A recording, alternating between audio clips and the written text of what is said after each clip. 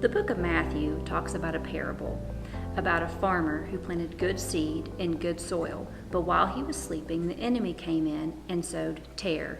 He sowed weeds. And as the crop started to grow, the weeds and the tare started to grow together. And the servants asked, "Master, would you like us to pull the weeds?" And the farmer said, "No.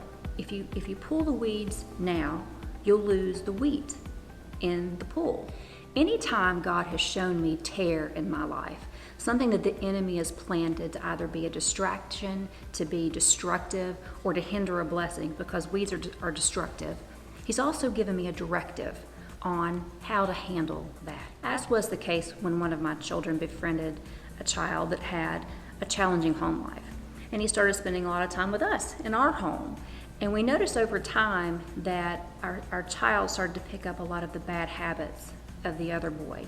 And my first instinct was to sever the relationship. But God said, "No, you have to wait."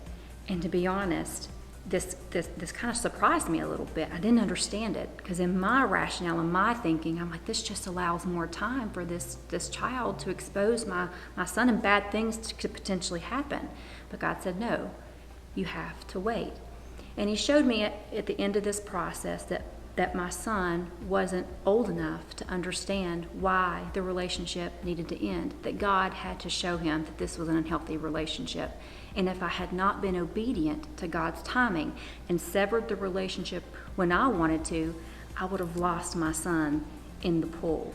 We have to be obedient in God's timing, because it is possible to do the right thing at the wrong time.